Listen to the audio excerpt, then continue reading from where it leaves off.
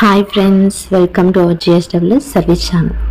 As a digital assistant, సచివాలయం latest updates అన్ని ఈ ఛానల్ ద్వారా తెలియజేస్తాను. మనం ఈ వీడియోలో తల్లికి వందనం కింద 15,000 అమౌంట్ అనేది గవర్నమెంట్ రిలీజ్ చేస్తాము.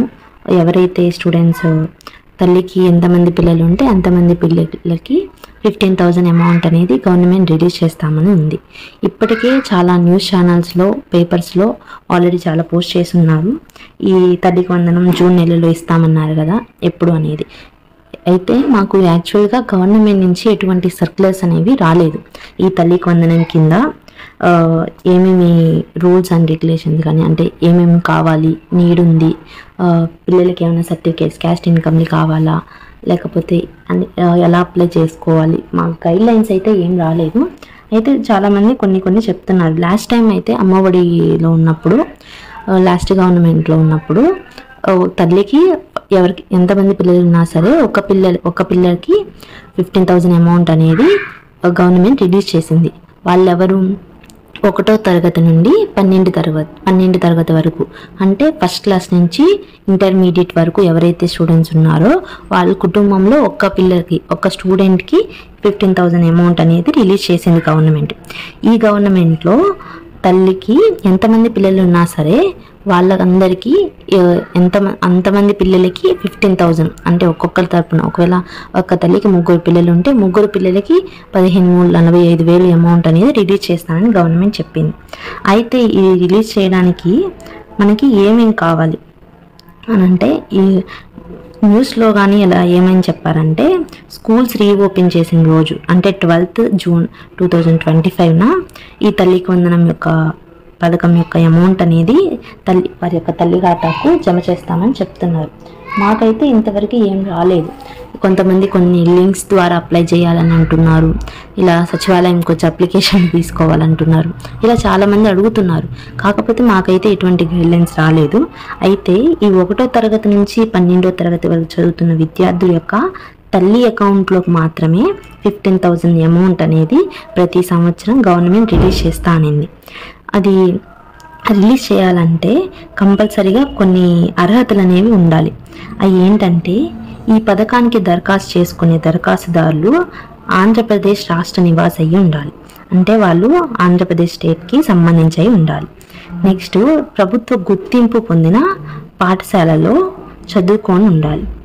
అంటే 1వ తరగతి నుంచి 12th అంటే ఇంటర్మీడియట్ స్టూడెంట్ వరకు వాళ్ళు గవర్నమెంట్ స్కూల్స్లో కానీ, ప్రైవేట్ స్కూల్స్లో కానీ, గవర్నమెంట్ నుంచి రికగ్నైజ్డ్ అయిన స్కూల్స్లో మాత్రమే చదువుకొని ఉండాలి.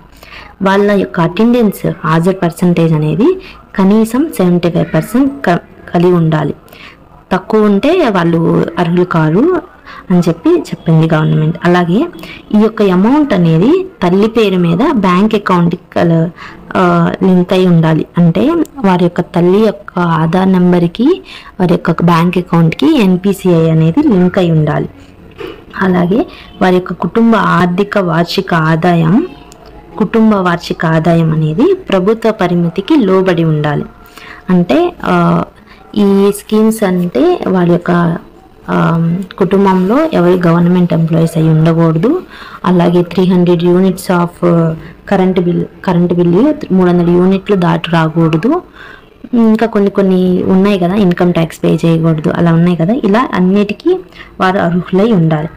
కొంతమంది అయితే కావాల్సిన సర్టిఫికేట్స్ ఏంటంటే, తల్లి యొక్క Aadhaar card, bank account, ration card, విద్యార్థి యొక్క study certificate, income, caste certificate, ఇవన్నీ కావాలి అంటున్నారు.